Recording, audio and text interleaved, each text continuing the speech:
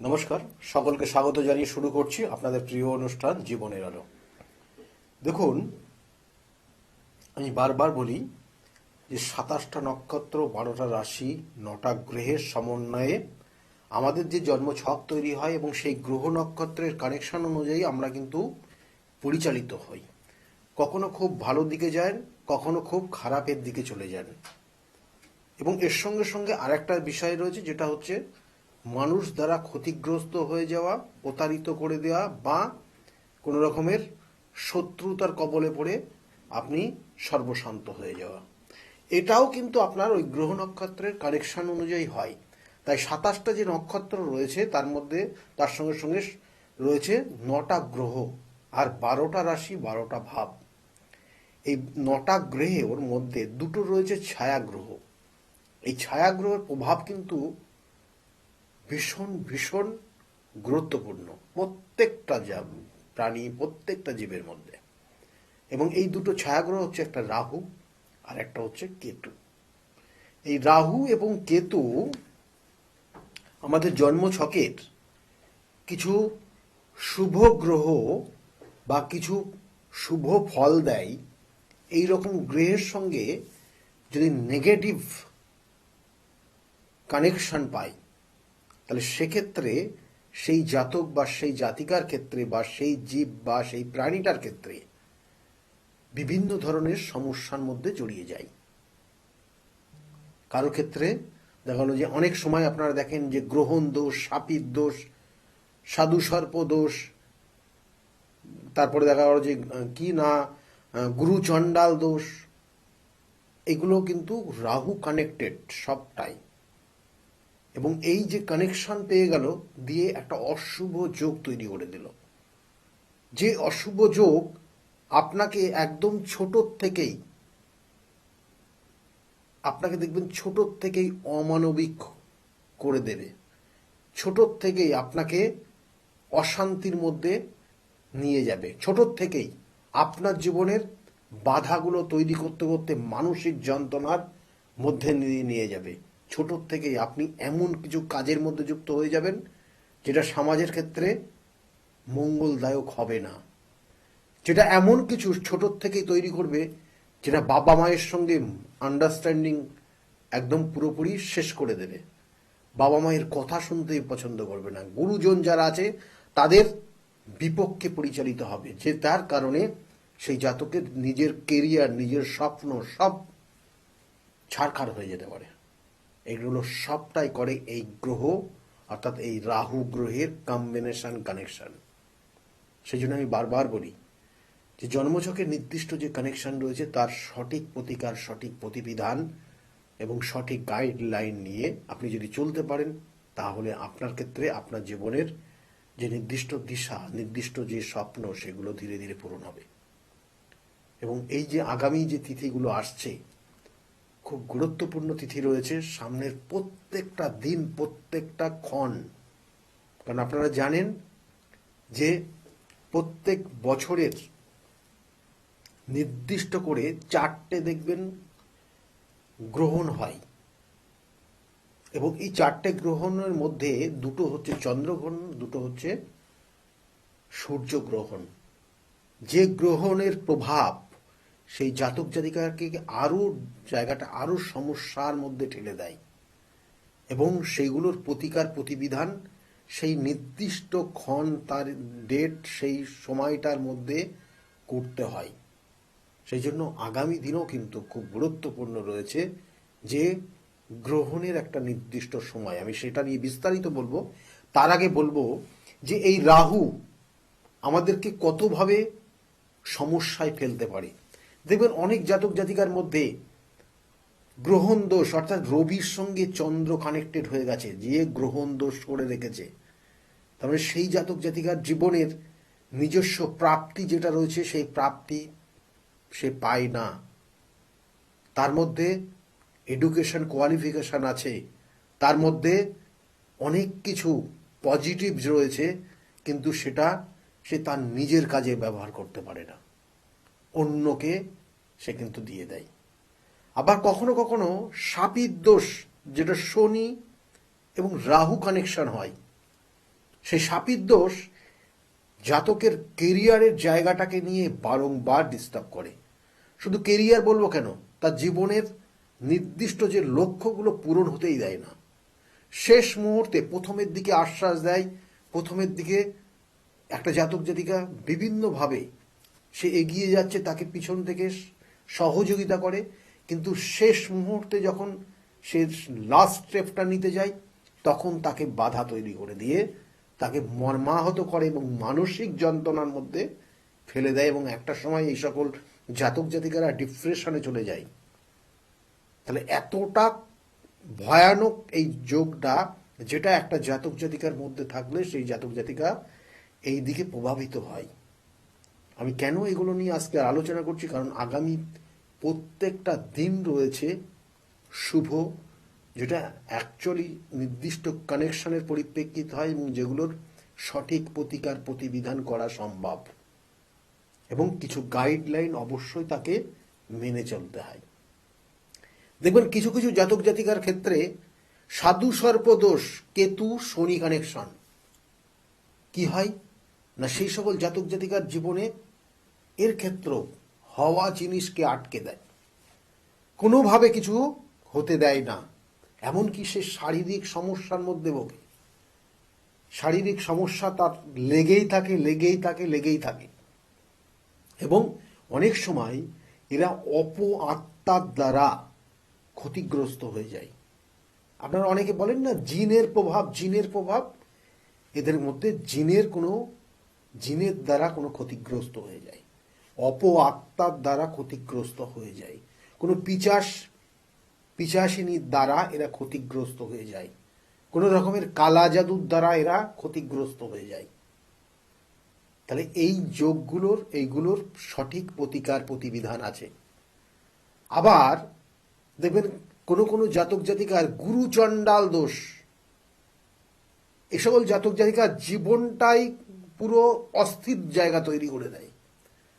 স্বপ্ন যা দেখে সেই স্বপ্ন বাস্তবায়িত করতে পারে না, এবং এই সকল জাতক জাতিকারা গুরুজন যারা আছে তাদের কথাই শোনে না, কারণ গুরু চণ্ডাল দোষ, অর্থাৎ চণ্ডাল হচ্ছে রাহু আর গুরু হচ্ছে বৃহস্পতি।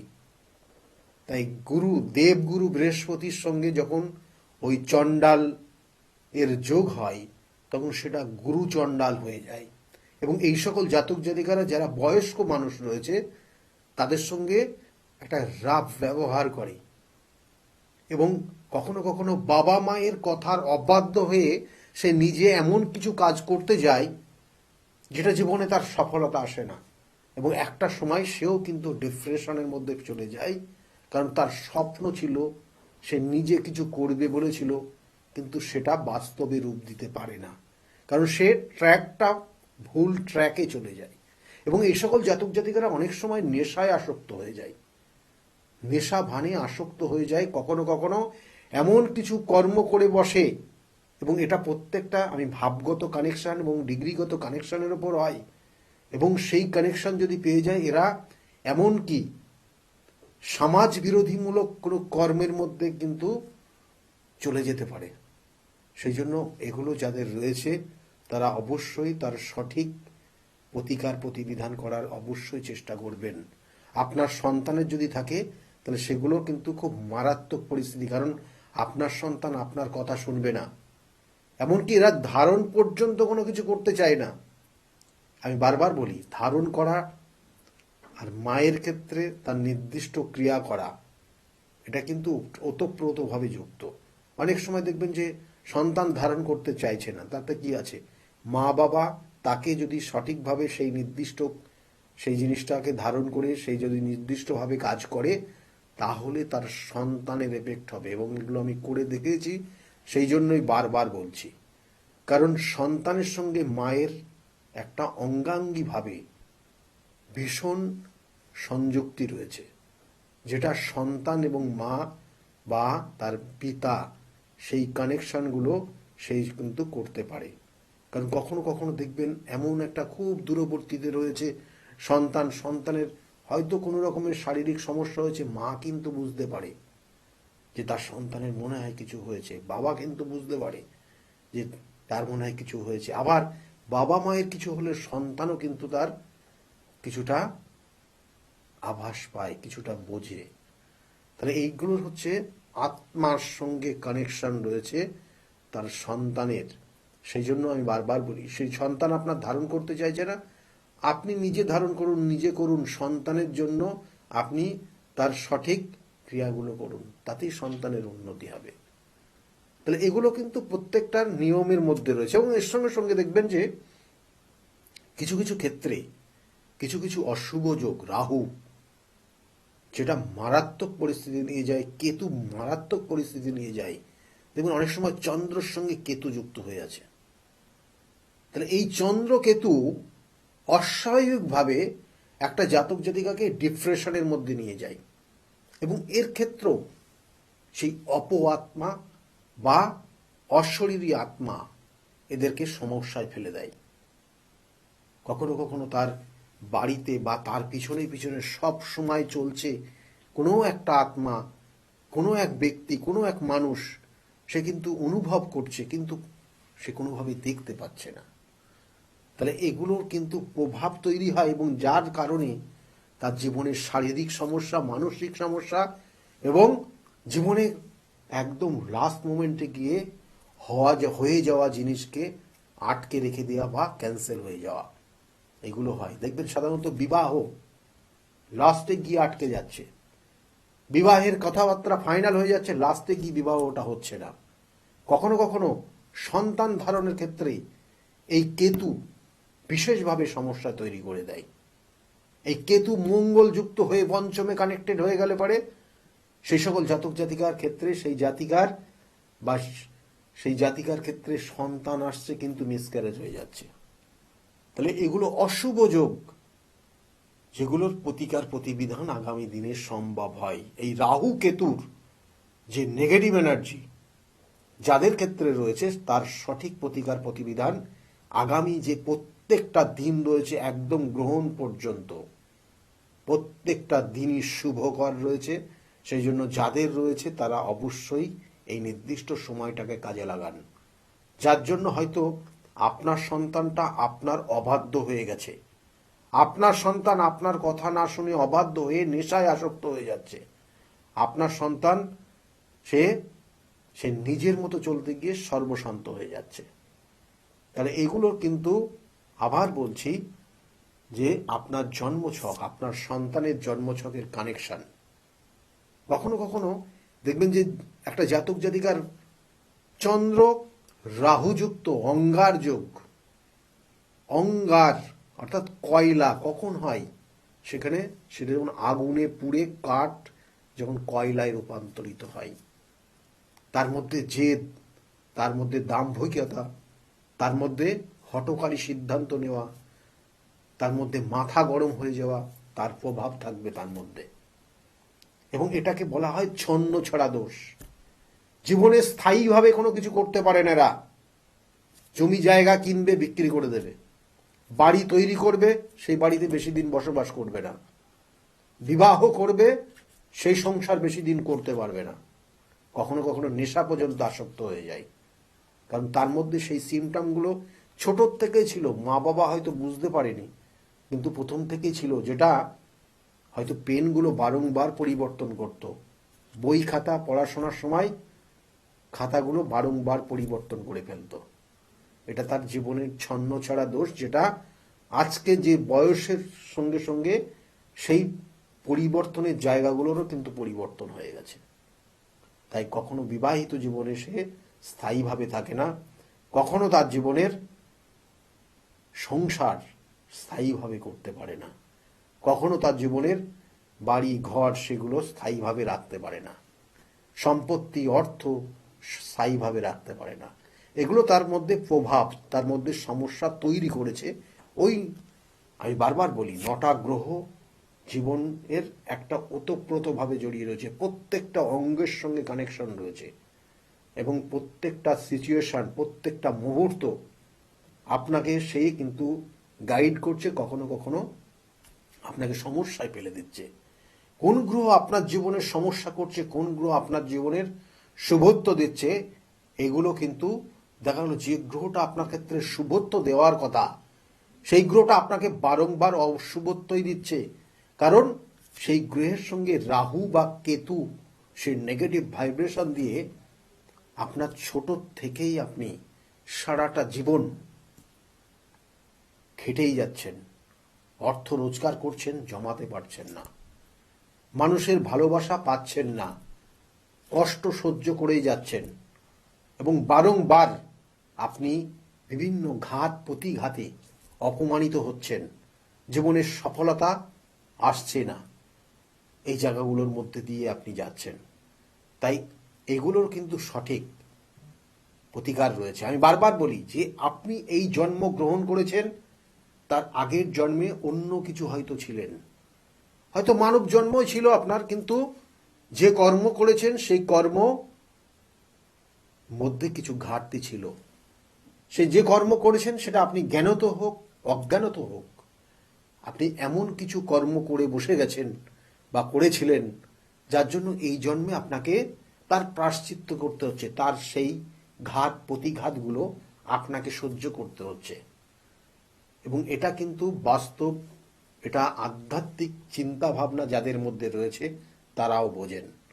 সেজন্য এগুলোর কিন্তু নির্দিষ্ট ক্রিয়া, নির্দিষ্ট যেগুলো বলা হয় প্রায়শ্চিত্ত, যে নির্দিষ্ট যে ক্রিয়া, সেটার মাধ্যম দিয়ে আপনাকে যদি চলতে পারেন বা আপনি যদি চলতে পারেন, তাহলে ধীরে ধীরে ধীরে ধীরে আপনার এই জায়গার পরিবর্তন হবে। কেন আজকে এই জিনিসগুলো আলোচনা করলাম, খুব তার গুরুত্ব রয়েছে। কারণ আগামী যে তিথি শিব, আমাদের শিবের যে শিবরাত্রি যোগ, এই শিবরাত্রি যোগ খুব গুরুত্বপূর্ণ। কারণ আগের দিন 15ই ফেব্রুয়ারি হচ্ছে শিবের অর্থাৎ শৈব মতে শিবরাত্রি যোগ, পরের দিন সেটা হচ্ছে বৈষ্ণব মতে শিবরাত্রির যোগ, এবং তারপরে অমাবস্যার তিথি শুরু হবে। অমাবস্যার সমাপ্তির পরে গ্রহণ তৈরি হবে ভারতবর্ষের, সেটা অদৃশ্য, কিন্তু এই গ্রহণটা এই বছরের জন্য সর্বপ্রথম গ্রহণ ইংরাজি সাল অনুযায়ী।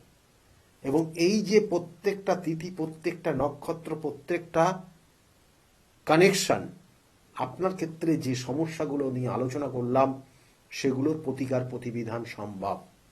শিব সংহারের প্রতীক, শিবের যে নির্দিষ্ট ক্রিয়া রয়েছে সেটা 4 প্রহর ধরে পুজো হবে, কখনো দুধ, কখনো দই, কখনো ঘি, কখনো মধু দিয়ে।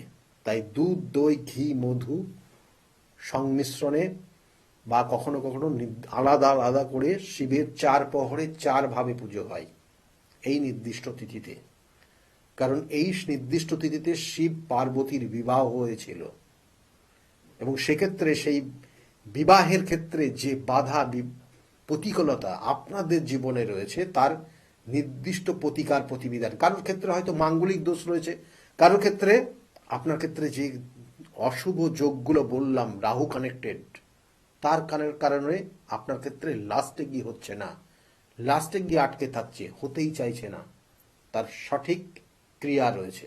এবং এর সঙ্গে সঙ্গে আপনার ক্ষেত্রে দেখা গেল এমন কিছু অশুভ যোগ রয়েছে যেটা আপনি মানসিকভাবে ভীষণ ভীষণ খারাপ জায়গায় চলে গেছে আপনার, তাহলে তার প্রতিকার প্রতিবিধান রয়েছে। এবং তার পরক্ষণেই অমাবস্যার তিথি রয়েছে, খুব গুরুত্বপূর্ণ। এই নির্দিষ্ট ক্ষণ, নির্দিষ্ট সময়, নির্দিষ্ট যে সংলগ্ন সময়টা অত্যাধিক গুরুত্বপূর্ণ। চতুর্দশী তিথির সমাপ্তি, অমাবস্যার তিথির শুরু, তারপরে কি হবে, তারপরে হচ্ছে গ্রহণ লাগবে পরের দিন 17ই ফেব্রুয়ারি।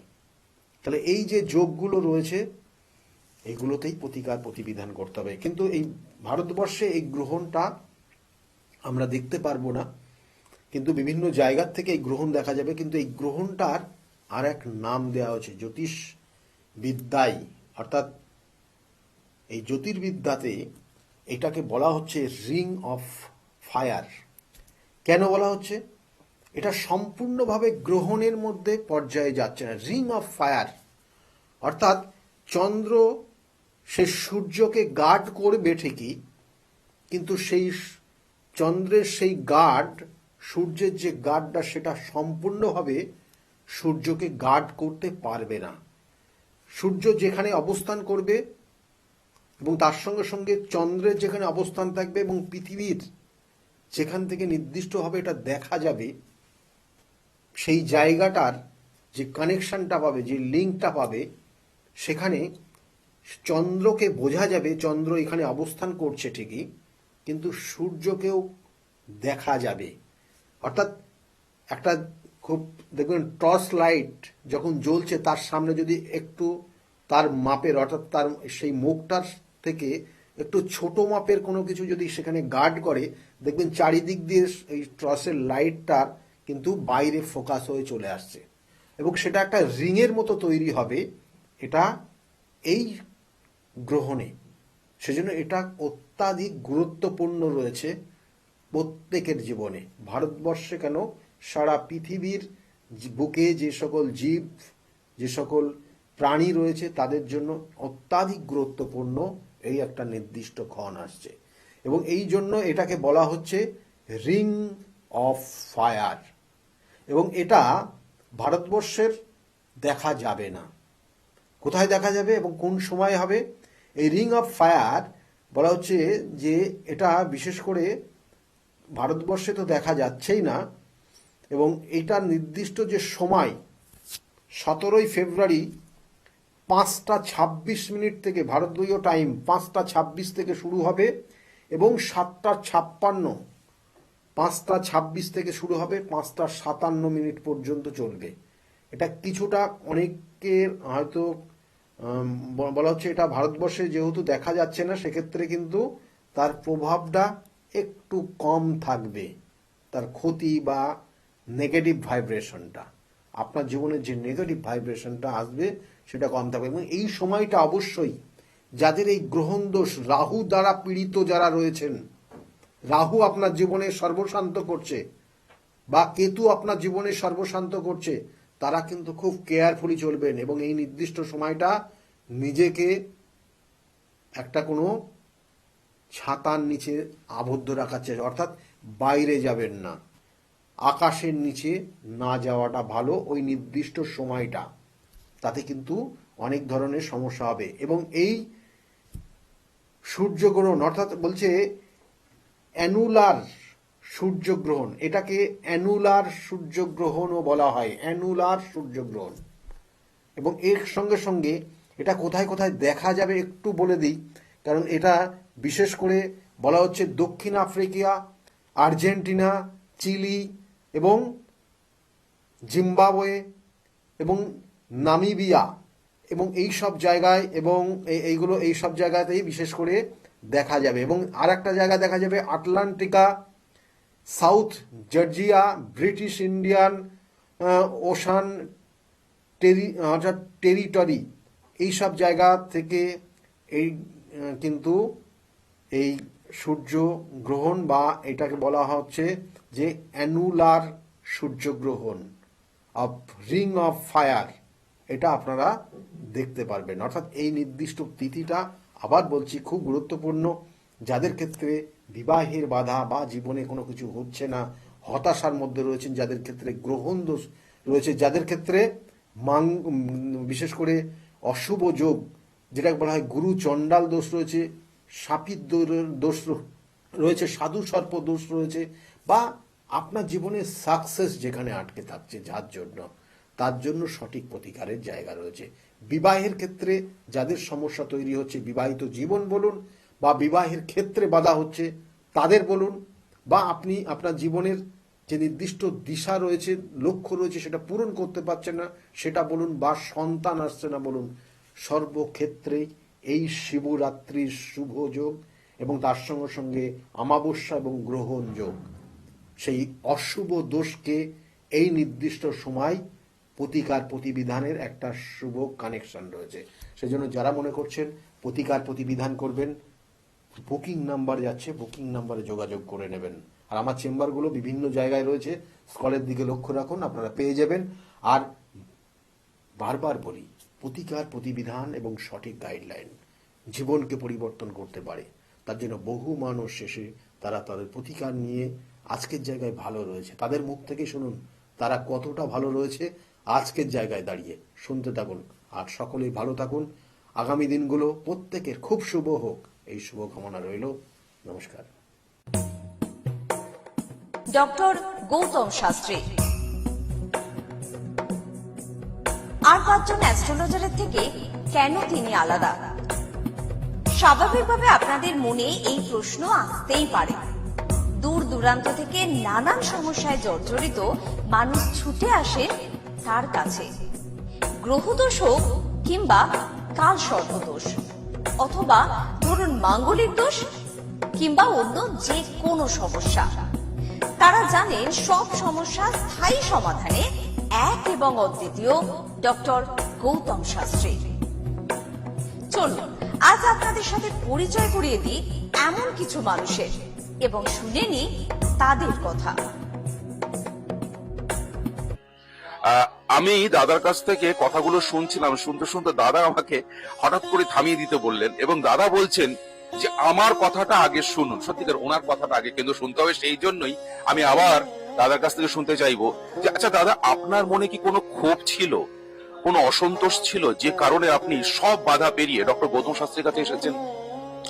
আমি একজনের কাছে গিয়েছিলাম, নাম প্রকাশ করব না, কিন্তু খুব বলে যে ভালো ভালো ভালো, মানে নিজের সম্বন্ধে অনেক ভালো একটু বাড়িয়ে বলে আর কি, কিন্তু কার্যক্ষেত্রে সেটা হয় না। আমি প্রোগ্রাম দেখে আমিও গেলাম, যাওয়ার পরে আমাকে বলে এই প্রতিকার লাগে, প্রতিকার করলাম, দেখলাম প্রতিকার করার পরে এবার আমাকে একটা নিয়ম ছিল, সেই নিয়মটা হওয়ার পরে আমি বললাম, ফোন করলাম, ফোন ধরে না, ফোন করলে ফোন ধরে না। যাই হোক, সে জানি আমার পয়সাটা জলে গেল। এবার একদিন আমার মেয়েকে স্কুল থেকে নিয়ে এসেছি, 2:35 নাগাদ, সাড়ে দিকে প্রোগ্রাম হচ্ছে। প্রোগ্রামটা ভালো পছন্দ হলো, আমি ফোন লাগালাম। সেই দিনকে ফার্স্ট দেখলাম আমার মানে ভবিষ্যতে কি হয়েছে না হয়েছে সঙ্গে সঙ্গে আমার 3-4টে কথা সঠিক বললো। সেদিনকে ছিল মঙ্গলবার, আমি বললাম দেখাবো, বলে আজকে মঙ্গলবারে হয়ে যাবে। আমি চলে এলাম সঙ্গে সঙ্গে স্যারের কাছে। যখন আমি আলোচনা করছি বসে, স্যার বলে এই প্রোগ্রামটা দেখলাম না কিছুক্ষণ আগে। আমি হ্যাঁ স্যার, আমি 2:35 আমি প্রোগ্রাম দেখেছি, রাত্রিবেলায় আবার এসেছি 8:30টার সময়। স্যারকে আবার দেখালাম কালীঘাটে, মানে একটা রাজবাড়ি না কি, ওইখানে দেখালাম। হ্যাঁ, ওখানে দেখালাম। স্যার আমাকে যেগুলো বললো সবগুলো ঠিক, মানে আপনার পাস্ট কি হয়েছে না হয়েছে সব কিন্তু বলেছেন ডক্টর গৌতম শাস্ত্রী। এবং আপনার ডেটা নিয়ে আপনার সঙ্গে কিন্তু ডক্টর গৌতম শাস্ত্রীর আগে কখনো দেখা হয়নি, ওই প্রথম কিন্তু দেখা হয়েছিল, তাই কি? সেটা বলুন দর্শকদের। আমার কথা হচ্ছে, আমি টিভিতে দেখলাম, দেখার পরে ভালো লাগলো প্রোগ্রাম দেখে আমি সঙ্গে সঙ্গে ফোন করলাম। এত ভালো প্রোগ্রাম, এত ভালো কথা বলে, আমার খুব ভালো লেগেছে। আমি সেই দিনকেই রাত্রিবেলা কালীঘাটে দেখালাম। দেখানোর পরে আমাকে বললো এটা লাগবে। আমার ঠিক আছে, তোমার ব্যবসা চলছিল, ব্যবসা একটু প্রবলেম হয়েছে, আমার কাছে আসবে, প্রতিকার করে দেবো, ঠিক হয়ে যাবে। আমি খুব খুশি। আমাকে তারাপীঠও যেতে বলেছিল, আমি বললাম তারাপীঠ আর যাবো না, আপনার বাড়িতে রথবন্ধে কালী পুজোয় যাবো। আমি খুব খুশি, আমার কাজ হয়েছে, মানে হয়েছে বলে আগে কাজ করিয়েছি। আচ্ছা আচ্ছা, এবার তা বলে আরো কাজ আছে, আমার কাজ আছে, 8:30 অব্দি, রাত 8:30 থাকতে হবে। মানে এটা কি আমার সঙ্গে স্বীকার করবেন দাদা যে ডক্টর গৌতম শাস্ত্রীর কাছে এলে সাকসেসটা হাতের মুঠোয় পাওয়া যায়? ফার্স্ট টাইম তো এলাম আমি। এর আগে কাজ করিয়েছেন আপনি? না না, স্যারের কাছে করিনি, অন্য জায়গায় করেছি। আপনার মধ্যে কি এটুকু আশা জাগছে? স্যার আমাকে যেটা বলেছে অরিজিনাল কথা বলেছে, আমার ভবিষ্যতে কি হয়েছে না হয়েছে সবই বলেছে। আমার ভালো লেগেছে, নির্দ্বিধায় আমি চলে এসেছি। তবে এখানে আসলে আশা করি ভালো লোকে, আমি তো এসে দেখলাম যে ভালো, লোকেরা আসুক, ভালো সাকসেসফুল পাবে। ধন্যবাদ আপনাকে। আচ্ছা, এবার দিদির কাছে চলে যাই। দিদি, আপনার নামটা বলুন। আমার নাম দীপ্তি মণ্ডল। দীপ্তি মণ্ডল কোথা থেকে আসছেন? পাটানগর থেকে আসছি। পাটানগর থেকে দীপ্তি মণ্ডল, আজকের এই শুভ দিনে রথন্তী কালী পূজা উনি চলে এসেছেন। মনের মধ্যে কি কোনো কিছু আছে যে এমন কিছু যে আজকের এই দিনটা আমি কাজে লাগাবো, আজকের এই শুভ দিনটা আমার জীবনের খুব মহত্বপূর্ণ গুরুত্বপূর্ণ দিন, সেই বিষয়ে কি আপনি কিছু বলতে পারবেন? হ্যাঁ, আজকের দিনে আমরা অমাবস্যা, একাদশী, পূর্ণিমা আমরা এমনি পালন করি, মানে সেই হিসাবে এই দিনটা তো খুবই ভালো। তো আমার এখানে আসা তাৎপর্যটা আমি শুনতে চাইছি। তাৎপর্যটা হচ্ছে আমার হাজবেন্ড ওই ফোনে ওনাকে ফোন করেছিলেন। ফোন করার পরে উনি বিগত 4 বছর আমাদের কি ক্রাইসিসের মধ্যে আমরা চলছি সেটা সঠিক বলে দিল একবার ফোন করতেই, এবং ওর ডেট অফ বার্থটা নিয়ে ওনার যে চার্টটা বার করেছিলেন, বার করে উনি পারফেক্ট আমাদের জীবনধারাটা বলে দিতে পারলো। তো ওনার বলাতে আমারও খুব ভালো লাগলো। ও বলল যে দেখো এরম কিন্তু এমনটা কেউ বলতে পারেনি, কিন্তু ইনি পুরো ডিটেলসে বলে দিল যে আমরা কি সমস্যার মধ্যে চলছি, আমাদের কি হচ্ছে না হচ্ছে, তাহলে এনাকেই একবার দেখাই। তা সঙ্গে সঙ্গে ওই জন্যই মানে ফোন করে ওই দিনকেই দেখিয়েছি। তা উনি বললেন যে তোমার একটা রেমেডি দিতে হবে। তো রেমেডিটা দেওয়ার জন্য বলল যে আপনি এখানে এসে পরের সপ্তাহে নিয়ে যেতে পারেন, না হলে আমি 10 তারিখে যাব তারাপীঠে, ওখানেও আপনারা আসতে পারেন, না হলে 18 তারিখে অমাবস্যা, মৌনী অমাবস্যাতে আমার বাড়িতে ক্রিয়া হবে এবং হোমযজ্ঞ হবে, ওখানে যদি আসতে পারেন ওখানেও এসে ধারণ করতে পারেন। তখন আমরা সিদ্ধান্ত নিলাম যে এখানেই আমরা আসবো, আপনার বাড়িতেই আসবো। তাই আমরা আজকে এসেছি। আজকে ওর ক্রিয়া হয়েছে এবং ওইটা ধারণ করিয়েছেন এবং পরবর্তী হোমযজ্ঞে হবে, সেটা দেখার অপেক্ষায় আছি। এবারে দেখি কি হয়, পড়ার পরে বিশ্বাস নিয়ে তো করছি। কিন্তু একটা ডেটাতে doctor Gautam Shastri last 4 years past history বলে দিয়েছে। এটা কিন্তু যথাকথা নয়, একেই বলে হচ্ছে কারিশমা। একদম এই জন্যই ওনাকে আমার ভালো লেগেছে যে চলো ওনার কাছেই চলো। এরকমটা তো কেউ এরকম তো বলতে পারিনি, কিন্তু ইনি ডিটেলসে বলে দিল যে আমাদের কি কি সমস্যার মধ্যে দিয়ে যাচ্ছি, কি কি হচ্ছে, আমাদের কি হয়েছে সব বলে দিতে পারলো। যে একটা ডেট অফ বার্থ নিয়ে এভাবে বলে দেওয়াটা মুখের কথা নয়। তাহলে তুমি এত তো অনেক জায়গায় গেছো, তাহলে চলো ওখানেই চলো, দেখো কি হয়। ক্ষুদ্র একটা ডেটা তা থেকে বলে দেওয়া সত্যি অসম্ভব ব্যাপার। এই অসম্ভব কি সম্ভব করেন ডক্টর গৌতম শাস্ত্রী। হ্যাঁ, উনি তারাপীঠ মহাশ্মশানে গিয়ে মহাযজ্ঞ করেন, উনি কামাখ্যায় গিয়ে মহাযজ্ঞ করেন। এই অমাবস্যাগুলোতে কিন্তু আপনারা ওনাকে পাবেন তারাপীঠ মহাশ্মশানে, ওনাকে পাবেন কামাখ্যায়, ওনাকে পাবেন কঙ্কালীতলায়, বিশেষ প্রয়োজনে বেনারসে। বিভিন্ন অমাবস্যায় কিন্তু গুরুত্ব অনুযায়ী, তার তথ্য অনুযায়ী তিনি চলে যান এইসব স্থানে এবং গিয়ে কিন্তু কঠিন থেকে কঠিনতর তন্ত্রক্রিয়া গুরুত্ব সহকারে করেন আপনাদের জন্য। বলছে ওর খুব শরীরটা ভালো থাকে না, তারপরে ওর চাকরি তো বলে আসতে পারে, বাধা আসতে পারে, বদনাম আসতে পারে চাকরি ওইখানে। তারপরে ওর মাঙ্গলিক দোষ আছে একটু, আর অনেক কটা দোষ আছে, স্যার গুলো কাটিয়ে দেবে। কিছু কথা না বলা যায় না। ঝর্ণাদি কিন্তু সেই কথাগুলো বলতে চাইছেন না। এগুলো সিক্রেট রাখাই প্রয়োজন, কেননা ব্যক্তিগত কিছু সমস্যা থাকে যে সমস্যার কথা একমাত্রই ডক্টর গৌতম শাস্ত্রী জানেন। প্রত্যেকেই ওই জন্য কিন্তু এখানে আসছেন। যেখানে কিছুই সম্ভাবনা থাকে না সেখানে কিন্তু সম্ভাবনার আশার আলো জাগান এবং বাস্তবে সেটা পরিণত করেন ডক্টর গৌতম শাস্ত্রী। হয়েছে এই হয়েছে, আবার আমার বৌমা ভালো হয়েছে। এই আমার কাকা শ্বশুর টশুর বাড়ির থেকে না সব বৌমা টোমারা সবাই আসে, সবাই এসে উপকার হয়েছে। তা ওদের সাথে আমার বৌমাকেও পাঠিয়েছিলাম। বৌমার বাচ্চা দুবার ওরকম হয়েছিল বলে স্যারের কাছে এসেছিলাম। এখন বৌমার মেয়ে হয়েছে, তাই এখন সব ভালো আছে। তাই আবার মেয়েরও হাত দেখালাম, মেয়েরও এসব বললো, তাই মেয়েকে আবার নিয়ে এসেছি। আপনার নাম? মিনতি মন্ডল। কোথা থেকে আসছেন আপনি? কৃষ্ণনগর ডিমপুর থেকে। আচ্ছা, কি কারণে এসেছেন এখানে? বৌমার জন্য। আচ্ছা, কি কোনো সমস্যার কারণে? সমস্যা বলতে আমার একটু ওনার মা মারা গিয়েছিল আচ্ছা, আগুনে পুড়ে, ভয় ভয় করে সবসময়। আপনার নামটা কি? অর্চিতা মন্ডল। অর্চিতা মন্ডল। অর্চিতা মন্ডলের মা মারা যায় এবং তারপর থেকেই ওনার একটা ভয় ভয় ভাব থাকে, যেন মনে হয় মা বোধহয় আশেপাশে ঘুরে বেড়াচ্ছে, এরকম ধরনের। হ্যাঁ, ছেলে ফোন করলো আপনাকে? ছেলে হঠাৎ করে মানে হঠাৎ করে ফোন? হঠাৎ করে একদিন ফোন করে বলছে, বাবা তুমি কোথায় আছো? আমি একটু অসুবিধার মধ্যে পড়ে আছি, তো আমি তোমার সঙ্গে ইমিডিয়েট কথা বলতে চাই।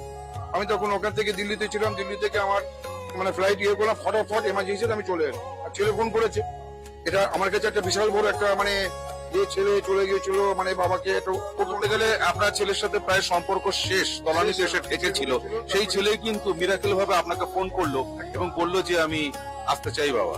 আসতে চাইবো। এবং ডক্টর গৌতম শাস্ত্রীর কাছে এই বিষয়টা নিয়ে উত্থাপন করার ঠিক 41 কি 42 ডেজ এর পরেই উনি চলে এলেন, তাই তো? উনি চলে আসার পর বাবা আমি তোমার কাছে থাকতে চাই, আর তুমি কি পড়াশোনা করবে?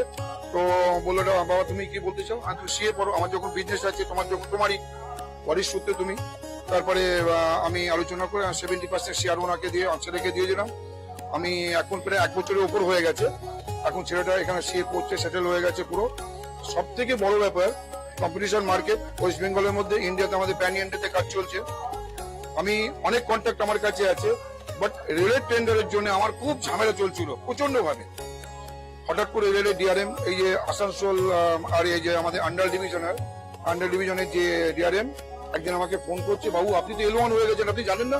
আমি দেখিনি, আমি হোপলেস হয়ে গেছিলাম, না রেলের টেন্ডার কি হবে, আমি একটা সাধারণ মানুষ, কত বড় টেন্ডার আমি কি করে পাবো? ফট করে দেখে অনায়াসে বলছে আপনি তো L1 হয়েছেন, 28টা কোম্পানির মধ্যে আপনি L1 হয়েছে। আচ্ছা এই একটা গেল। তারপরে টোটালি ডকুমেন্টস আছে, এ নয়, এটা টোটালি আমাদের 37,000 ইন্ডাস্ট্রি আছে ওয়েস্ট বেঙ্গলের মধ্যে। তার মধ্যে 500 ইন্ডাস্ট্রিকে সেন্ট্রাল চুজ করেছে, যেটা বেশি এমপ্লয় করে। তো সেন্ট্রাল গভর্নমেন্ট থেকে একটা অ্যাওয়ার্ড এসছে যে 500 কোম্পানির মধ্যে আমাদের কোম্পানি একটি কোম্পানি। এটা আমার কাছে সব থেকে বড় পাওনা। এই জিনিসগুলো উনি বলেছিলেন, যে আমি যে জিনিসগুলো বলছি ডক্টর গৌতম শাস্ত্রী উনি বলেছিলেন আমাকে, মানে একটা ভবিষ্যৎবাণী। আচ্ছা আমি মানতাম না, বলেছিল আপনি এইসব কাজগুলো করবেন, আপনার সময়টা প্রচন্ড ভালো আসছে, তবে 7.5 চলে যাবে, কিন্তু আপনি ঘাবড়াবেন না। যদি কোনো অসুবিধা হয় আপনি আমার কাছে আসবেন, লাগাতার কন্ট্যাক্ট রাখবেন, তার জন্য কোনো পয়সা লাগবে না। তখন আমি বললাম যে ঠিক আছে, কখনো কখনো অমাবস্যা, আজকে জাস্ট আমাকে ডেকেছিল, অনেক দুটো অমাবস্যায় মিস করেছি। আচ্ছা এই প্রসঙ্গে কি আমি বলতে পারি যে বন্ধ ভাগ্যের দরজা খুলে দিতে পারেন ডক্টর গৌতম শাস্ত্রী? আমি এটা 80% আমি আমার মনে মানে 80% বলতে পারি, আমি 20% থেকে রাখতে পারি না, কারণ ভাগ্য একটা কাজ করে। 80% আমি বলে দিতে পারি।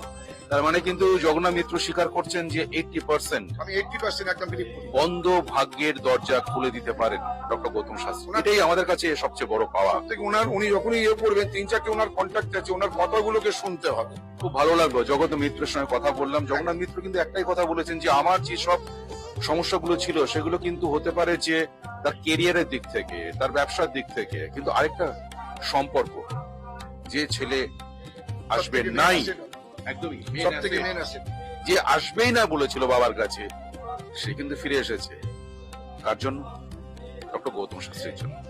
আপনারাও যারা এই অনুষ্ঠান দেখছেন তারাও কিন্তু এক বাক্যে স্বীকার করবেন যে সাকসেস হাতের মুঠোয় এনে দেন ডক্টর গৌতম শাস্ত্রী, বন্ধ ভাগ্যের দরজা খুলে দেন ডক্টর গৌতম শাস্ত্রী।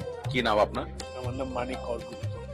মানিক করগুপ্ত। আপনি কোথা থেকে এসেছেন? আমি কল্যাণী থেকে এসেছি। কিসের টানে, কিসের আকর্ষণ এখানে আসা? আমি অনেক জ্যোতিষীদের কাছে গিয়েছিলাম, কিন্তু আমি সেভাবে ফল পাইনি। আমি তারপরে টিভিতে ফলো করি, কার কাছে গেলে পাওয়া যায়। ফল তো পাওয়া যায়, কিন্তু কার কাছে গেলে আমি ফল পাবো সেটা আমি চেষ্টা করি। দেখতে দেখতে ওনার প্রোগ্রাম দেখি এবং ওনাকে আমি অনেক দিন ধরে ফলো করি। ফলো করার পরে আমার মনে হলো যে এরকম একটা ডক্টর গৌতম শাস্ত্রী ভদ্রলোক, ওনার কাছে গেলে আমি আশা করি কাজ পাবো। যে কাজের জন্য আমি চেষ্টায় রয়েছি সেই কাজটা আমি পাবো। মানে আপনি যে সমস্যায় জর্জরিত, ডক্টর গৌতম শাস্ত্রী সেই সমস্যা থেকে আপনাকে উদ্ধার করতে পারবেন, এটাই এটাই আমার বাবা। মানিকবাবু খুব সুন্দর বললেন, কিন্তু অনেকের অনুষ্ঠান দেখেছেন, কিন্তু ডক্টর গৌতম শাস্ত্রীর যে প্রেডিকশন টিভিতে, সেটা থেকে অনেকেই অ্যাট্রাক্ট হন, যে একটা সামান্য ডেটা ফোনের মাধ্যমে বলে দিচ্ছে, তারপরে কি করে ভদ্রলোক তার পাস্ট, তার প্রেজেন্ট অ্যান্ড ফিউচার ডিটেলসে বলে দিচ্ছে। সেই কারণে মানিকবাবু চলে এসেছেন আজকে, এবং উনি আশাবাদী ওনার যে সমস্যা আছে সেই সমস্যার সমাধান হবেই হবে, তাই তো? হ্যাঁ, আমি সেই আশাতেই ওনার কাছে এসেছি, এবং আমি বেশি দিন হয় না এসেছি। শুনলেন তো, এনাদের প্রত্যেকের আশা, ভরসা এবং বিশ্বাসের একটাই নাম, ডক্টর গৌতম শাস্ত্রী, যার সম্পর্কে আমরা এত কিছু শুনলাম। চলুন এবার দেখে নিই তিনি কি বলছেন। আজকের যে ফিডব্যাক আপনারা পাচ্ছেন এগুলো কিন্তু আমার সবটাই আমার গুরুদেবের আশীর্বাদ। কারণ গুরুদেব আমাদেরকে একটা জিনিসই বলেছিলেন যে যেভাবেই হোক মানুষকে উপকার করলে তোমার কিন্তু আগামী দিনে দেখবে তোমার মানুষ কিন্তু তোমার পাশে এসে দাঁড়াবে। এবং সেইভাবেই আমি কিন্তু যেভাবে সকলের উপকার বা আমি যতটা কাজ করছি সকলে উপকৃত হচ্ছে, এবং এর জন্য আমিও কিন্তু খুব আনন্দ পাই যখন তারা বলে যে না দাদা আমি আপনার এই কারণে এই জন্য এসেছিলাম, এই কাজটা আমি পেয়ে গেছি। সুতরাং আমিও চাই যে এইভাবে মানুষের পাশে থেকে মানুষকে সহযোগিতা করে মানুষকে আরো ভালো জায়গায় পৌঁছে দেওয়া। যাদের খুব দুঃখের মধ্যে কষ্টের মধ্যে আছে তাদেরকে কিছুটা গাইড করে তারা যদি আরো ভালো জায়গায় যেতে পারি এবং ভালো জায়গায় তাদেরকে যদি নিয়ে যেতে পারি, এটাই হচ্ছে আমার মেন উদ্দেশ্য। অর্থাৎ তারা যদি আরো ভালো জায়গায় যেতে পারে সেখান থেকে যে আনন্দ উপভোগ করতে পারবো আমি, সেটা কিন্তু চিরস্থায়ী থেকে যাবে। তাহলে আর দেরি কেন, চটপট ফোন করুন 9836410969 অথবা 8335805241 এই নাম্বারে। শুধুমাত্র একটি ফোন যা পাল্টে দিতে পারে আপনার গোটা জীবন। জ্যোতিষবিদ, বাস্তুবিদ, হস্তরেখা বিশারদ ও spiritual guide doctor Gautam Shastri, এক এবং অদ্বিতীয়।